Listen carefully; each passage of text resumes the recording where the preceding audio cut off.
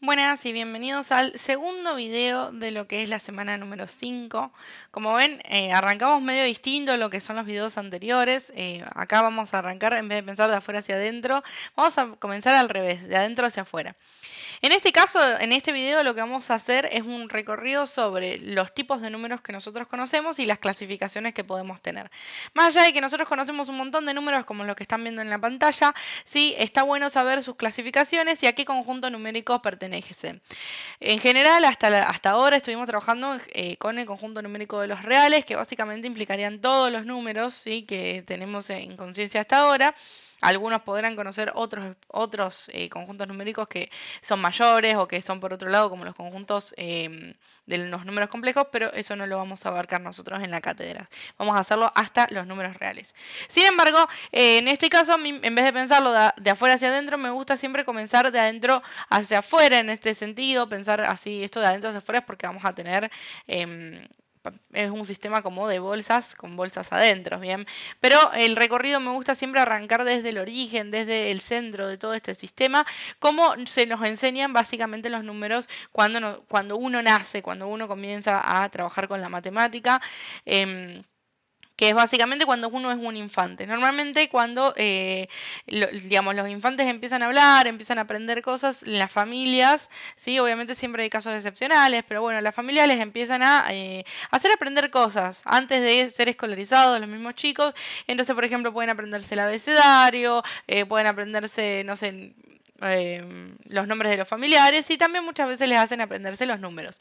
Comenzando en un principio con los números del 1 al 10, entonces los chicos van contando del 1, 2, 3 hasta el 10 y eventualmente van aprendiendo, ¿sí?, más cantidades de números, ¿sí? Entonces el pequeño comienza contando, ¿sí?, del 1, 2, 3, 5, 10, bien, y a medida que va creciendo, ¿sí?, un poquito más y se va acordando de esos números, aparte en ese orden, que ese orden después lo vemos en la recta numérica, va agregando cada vez más números. Por ejemplo, puede llegar al 227, puede llegar al 1000. Estos son estos números que los puse como ejemplo para que se vayan dando una idea, y así sucesivamente.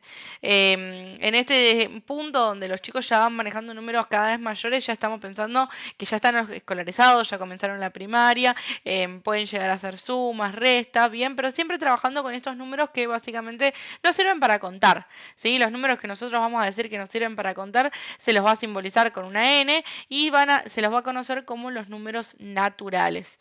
Bien, en estos casos, estos niños, si en algún momento, por ejemplo, están en un salón de clases y la profesora, la maestra les pregunta ¿cuántos perros hay? ¿Sí? No hay una presencia de un perro.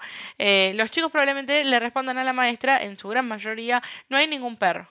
Porque el concepto de la nada lo tienen, digamos, asociado a la ausencia, ¿sí?, a la palabra nada. Pero matemáticamente hablando, la nada, ellos no lo tienen, digamos, interiorizado.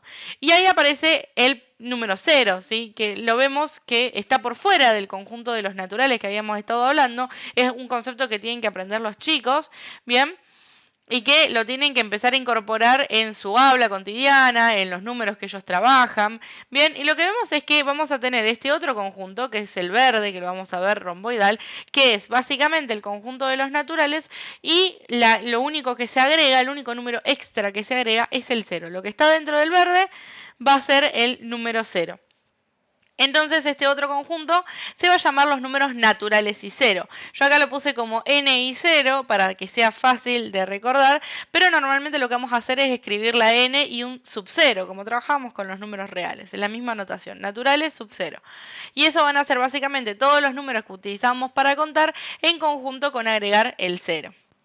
De esta manera, ¿sí? Después los chicos siguen creciendo, ¿sí?, y se les empieza a enseñar otro tipo de números que básicamente son los opuestos a los números que conocen.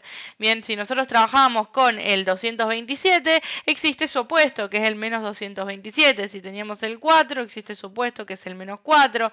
Empezamos a trabajar con inclusive números muy muy grandes con sus opuestos, menos un millón, menos 13, menos 116. Entonces, básicamente es darnos cuenta de que todos los números que conocíamos hasta ahora tienen su opuesto y el opuesto se va a simbolizar con un menos. Fíjense que es el conjunto este amarillo, ¿sí? Que es como que tiene al violeta, que está dentro del verde, y ese verde está dentro del amarillo, y al amarillo, aparte de esa bolsa verde, digamos, que tiene adentro una bolsa violeta, le agrego más cosas, le agrego más elementos individualmente, que son básicamente todo lo que conocemos como números negativos nosotros. Los chicos normalmente esto lo aprenden cuando empiezan a pensar en el concepto de deber, ¿sí? Si uno debe una cantidad de monedas, entonces debería, por ejemplo, -4, digamos, el número sería -4 en monedas, o si pensamos en subsuelo, ¿sí? O si tenemos una cochera que está en el segundo subsuelo sería el número -2, o en el primer subsuelo sería el número -1.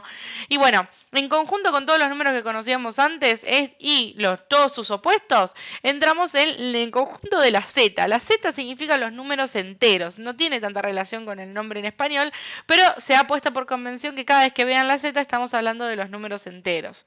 Bien, los números enteros son unos números que ya dentro de todo casi todos estamos acostumbrados a utilizar en la vida cotidiana y que además ya muy pocas veces, por ejemplo, vamos al kiosco o a un supermercado y trabajamos con centavos. Bien, pero bueno, los centavos siguen existiendo, siguen apareciendo, ya sea que están comprando un producto en cuotas o si quieren hacer alguna partición. Bien, cuando hablamos de partición vamos a ver que lo que tenemos es que las particiones las veíamos mediante fracciones. Acá aparece el grupo de la Q, ¿sí? Que es este triángulo que vemos que está abarcando a la bolsa violeta, a la bolsa verde, ¿sí? Y a la bolsa amarilla que eran los enteros. Los abarca y además les sigue agregando elementos, ¿sí? Por ejemplo, lo que vemos es que todos los números que empiezan, digamos, que se le agregan son números con coma. El 35 puede ser con punto, 35.4 si ustedes lo han conocido con puntos, o 2,999, ¿sí? Que serían números con coma. Bien, en este caso los que tienen así como muchos números, yo los puse para representar a los números periódicos. Si nos acordamos, los números periódicos eran aquellos números decimales, es decir, números con coma, que tienen infinitos números después de la coma que siempre son los mismos. En este caso sería 2,9 y sería el periodo 9, es decir, que después de la coma siempre se van a repetir el 9.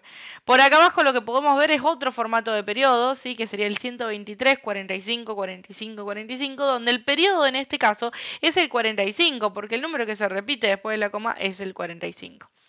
Bien, y sin embargo todos estos números los podemos representar como fracción, ¿sí? Esa es la cualidad o lo que nos distingue de los números racionales, ¿sí? Que es la Q, que van a ser todos los números con coma, ¿sí? Los números decimales finitos, es decir, que después de la coma haya una cantidad finita de números, por ejemplo el -1,23 o el -35,4, ¿sí? O que tenga una cantidad infinita, pero si es infinita tiene que ser periódica, es decir, como el 2,999, el 123, 45, 45. Y lo que vamos a ver es que todos estos números tienen la particularidad de que se pueden escribir como fracción. Entonces, todos los números con expresiones fraccionarias también están incluidos dentro de este conjunto, como el -5/6, que lo tenemos por acá. Arriba tenemos el 1/3. Acá a la izquierda tenemos el -1/4. Podemos tener números más feos, como el 67/23. Bien, pero todos aquellos números que sean resultado de una división, que se puedan escribir como una fracción, que tengan periodo o que tengan números después de la coma, pero que sean finitos, digamos digamos que después de esos números no haya más nada, van a pertenecer todos al conjunto de los números racionales.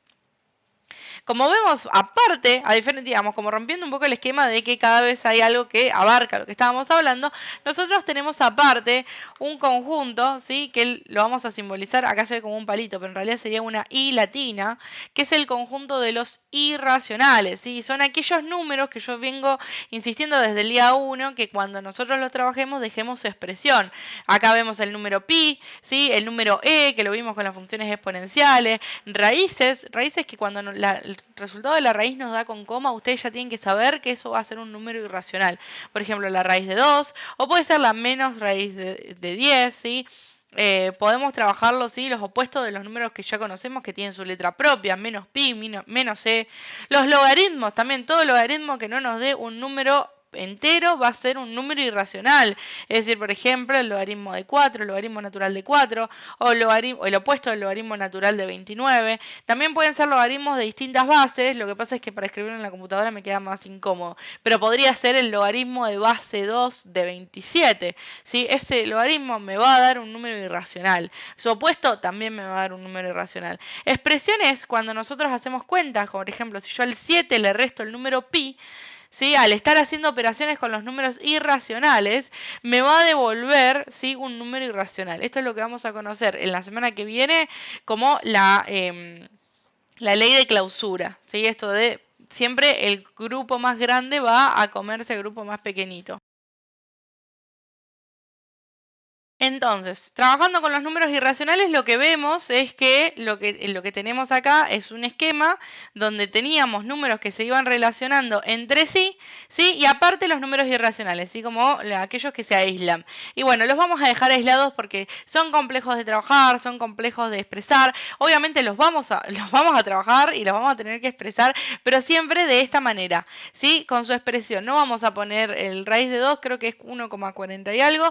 No vamos a poner 1,40 y zaraza, sino que vamos a poner su expresión de raíz de 2, excepto, ¿sí? Vuelvo a recordar, que trabajemos con ejercicios donde estemos dentro de una situación problemática, como fue el ejercicio de las palomas, como en el trabajo práctico nosotros trabajamos con el ejercicio de la mortalidad. Bien, ahí sí vamos a tratar de calcular un aproximado, porque nosotros tenemos que meternos dentro de esta realidad. Ahora, si son ejercicios que son pura y exclusivamente matemáticos, lo vamos a dejar expresado como se ven acá.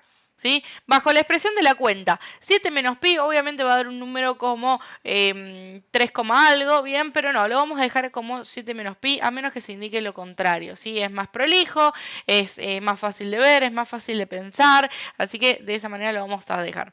Bien, entonces tenemos por un lado el conjunto de los racionales que me abarcan todos los que antes que habíamos visto, y por otro lado tenemos el conjunto de los irracionales. Si yo esto dentro los meto dentro de una carpeta, de una caja, de algo más grande, así como que todas estas bolsas los meto dentro de una caja mucho más grande, vamos a encontrar el conjunto R, el famoso conjunto de los reales. Por eso es que nosotros en funciones trabajamos casi siempre con el conjunto de los reales, pero está bueno entender, ¿sí? Cómo es que se relacionan entre sí, cómo yo puedo clasificar los conjuntos con los que trabajamos, bien, y acá llegaríamos a la parte como que con la que arrancamos siempre, con el título, ¿sí? Es la semana número 5 y lo que estamos dando en esta clase son los números reales, números irracionales y obviamente todas las subcategorías que tenemos.